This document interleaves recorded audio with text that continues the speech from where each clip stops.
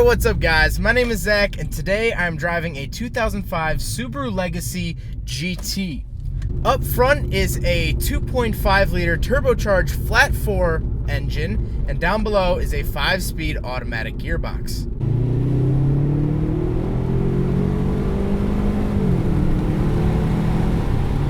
So let's talk about that flat 4 engine. Well, it's a very interesting engine. If you guys know anything about Subarus, they have flat 4s instead of regular 4 cylinders. Regular 4 cylinders, usually in a line, go up and down like this with the pistons. Well, flat 4s, they go out to the side. They're very low to the ground. It gives the car a lower center of gravity, which is really interesting. It's just, it's a different way of doing it. Porsches also do this with their cars. They have flat 4s and flat 6s.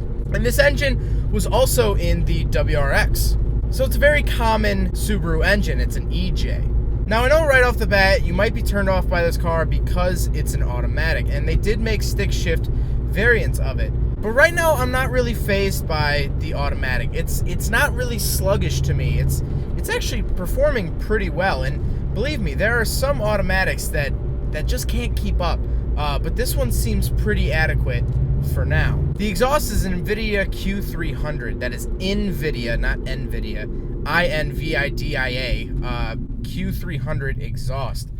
And it's not loud, which I really like. It's not very shouty. It's not...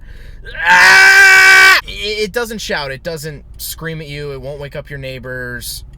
That sort of thing. And I really like the sound of the car. It has that low Subaru grumble, which I'm sure you'll hear throughout the video. This car is also all-wheel drive. Now let's talk about it. It's the symmetrical all-wheel drive, which has been deemed one of the best all-wheel drive systems ever put into a car. This car's suspension is Fortunato 500s with 9K springs. So it is a little bit of a rougher ride than stock, and that's because the car is lowered, as you guys know, and as I said before, it is lowered.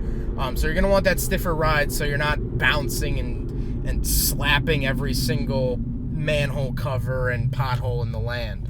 So let's talk about the interior. In front of me, I have gauges with little red outlines on them, and I really like that.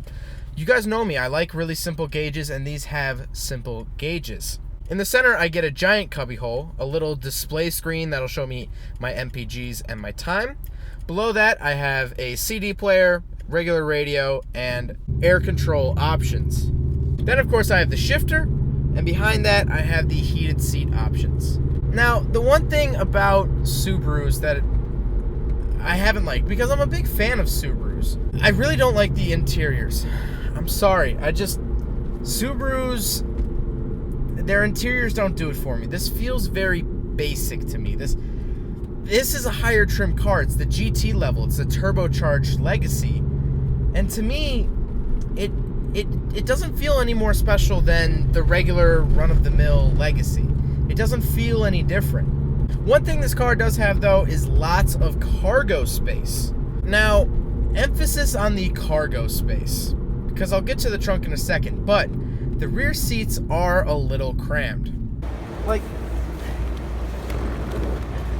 look, this is it. I got this dangling in my face.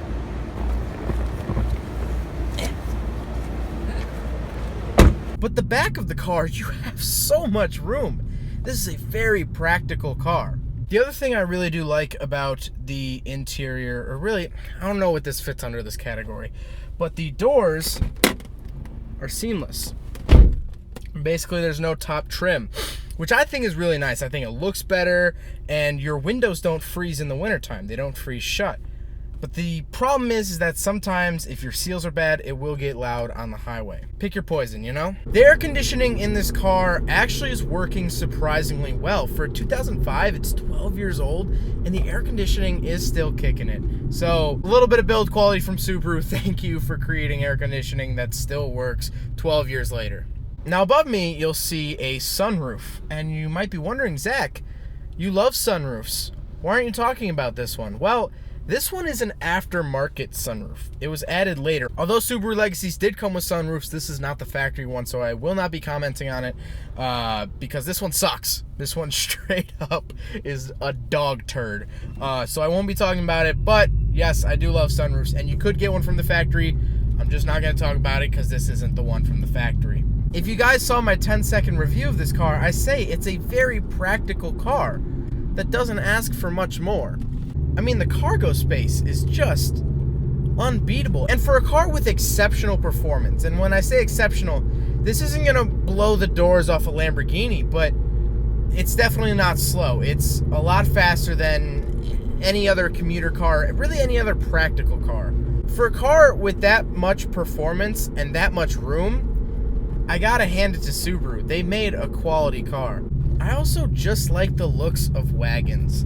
This car looks phenomenal. Nick, the owner of this car, has done a phenomenal job with the looks of it. It has a custom front shaved grille. He's got the raised wheels, which look great on the car. He's lowered it. JDM taillights, JDM inspired headlights, side markers. Basically, this car is all visual mods, and I think this car really looks great. I just love the look of wagons. I've always said that, and this car is one of the best looking wagons I've ever driven or been around. But like I was saying, this car doesn't ask for more. When I reviewed the Nissan 350Z, I felt like that car was asking to be modded. It was nudging at you like, hey, maybe an intake would make me go faster. Maybe an exhaust, maybe a little bit louder. This car isn't self-conscious, really, now that I think about it. I guess that's a good way of putting it, is that it's okay with what it is, and it's good at what it is, and it's confident. If I had to boil the Subaru Legacy GT down into one word, it would be certainty. This car knows what it is and is comfortable with it. Sure, yeah, some light appearance mods, but Nick didn't have to wide body it to make it look good. Nick didn't have to put a giant spoiler on it. Nick didn't have to virtually ruin the appearance to make it better. This car just looks good, and it's comfortable in that. This is a car that you could take to the store and you could fit a bunch of stuff in there. You can fit. The practicality really just strikes me with this car. It's really truly impressive. Matched with the all-wheel drive, matched with the turbocharged 4-cylinder.